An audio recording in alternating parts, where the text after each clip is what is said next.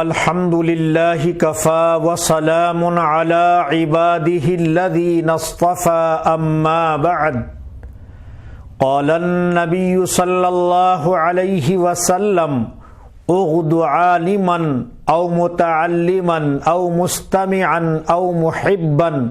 ولا تکن الخامس الا فتهلك والخامسة ان تبغض العلم واهله او کما قال النبی صلی اللہ علیہ وسلم۔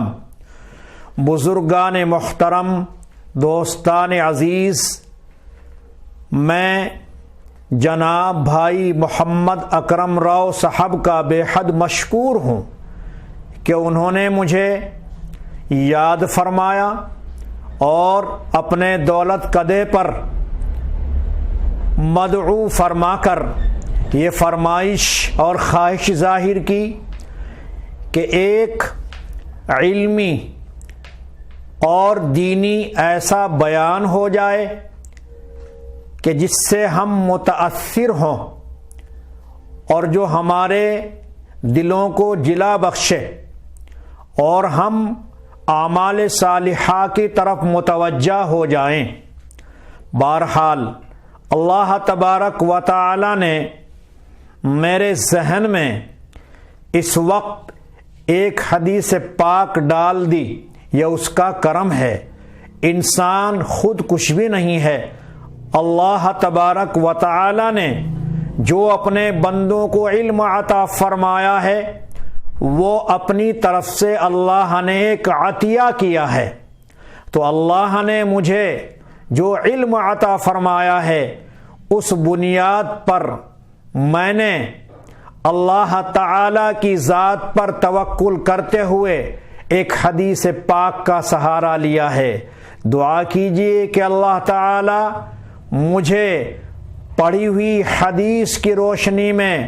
علم کے تعلق سے ضروری باتیں عرض کرنے کی توفیق نصیب فرمائے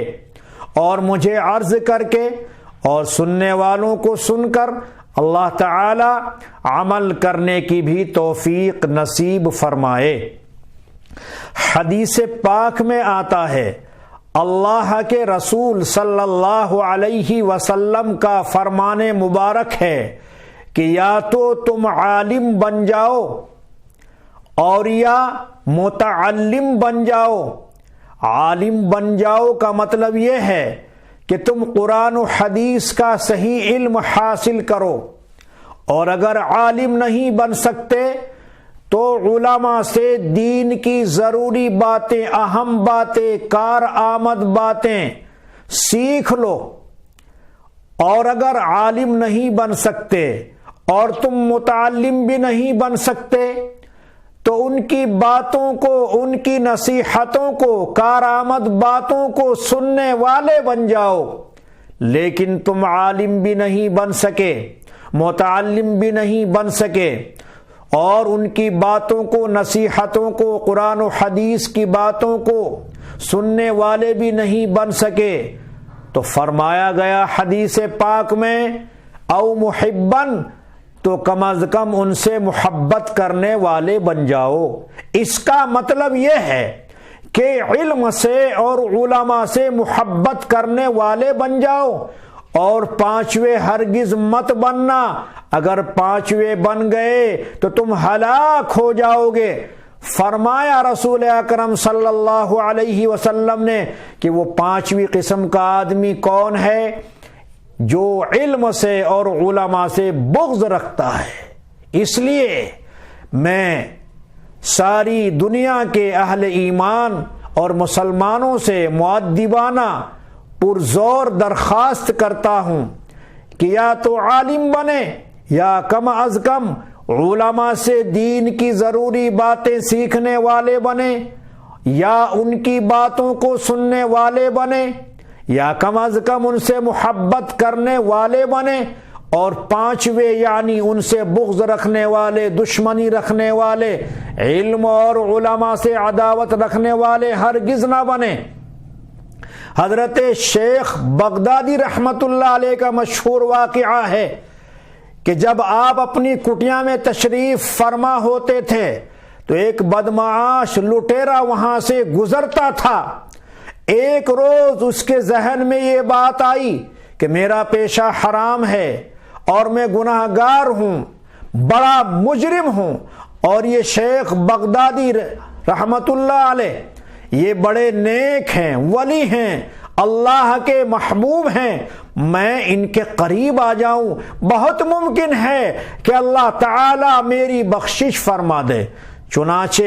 انہوں نے ایک روز حضرت شیخ بغدادی رحمت اللہ علیہ کی خدمت میں حاضری دی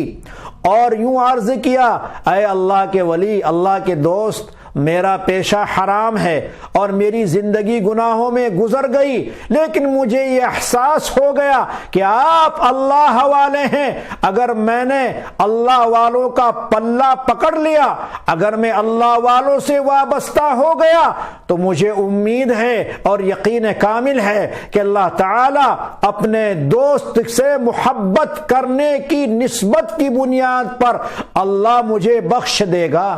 چنانچہ یہ ہوا کہ جب اس آدمی کا، یعنی جو بدمعاشی کرتا تھا اور ڈاکہ زنی کرتا تھا، جو لٹیرا تھا اور لوگوں کو مارتا کاٹتا تھا، لوگوں کا مال لوٹ لیا کرتا تھا، جب اس نے توبہ کر لی، حضرت شیخ بغدادی رحمت اللہ علیہ سے بیعت ہو گیا، تو جب اس کا انتقال ہو گیا تو اس کے بدمعاش اور لٹیرے دوستوں نے پوچھا کہ بتاؤ کیسی گزری؟ اس نے کہا کہ میری زندگی تو عجیب تھی، میں ہمیشہ لوگوں کو مارتا کاٹتا رہا اور لوگوں کے مالوں پر ڈاکہ زنی کرتا رہا اور میں لوگوں کے خون بہاتا رہا اور ان کے مالوں پر قبضہ کرتا رہا، لیکن جب میں نے شیخ بغدادی رحمت اللہ علیہ کا دامن پکڑ لیا اور توبہ کر لی، اللہ نے مجھے معاف کر دیا۔ یوں کہ فرشتے کہہ رہے تھے کہ اے فلاں آدمی، تیرے پاس کوئی نیک عمل نہیں ہے، کوئی اچھا عمل نہیں ہے، تیری جان اس لیے بچ گئی کہ تو ہمارے ایک دوست سے، ولی کامل سے، حضرت شیخ جنید بغدادی سے محبت رکھتا تھا، ان سے عقیدت رکھتا تھا۔ ان سے محبت رکھنے کی بنیاد پر، عقیدت رکھنے کی وجہ سے، اپنے دوست سے محبت رکھنے کی وجہ سے ہم نے تیری بخشش کر دی۔ تو اللہ والوں سے محبت رکھنی چاہیے، ان سے عقیدت رکھنی چاہیے۔ علماء، ائمہ اور مدرسے کے نظماء، علماء، مفتیان، حفاظ، قراء، ان سے محبت رکھنی چاہیے اور ان کی قدر کرنی چاہیے،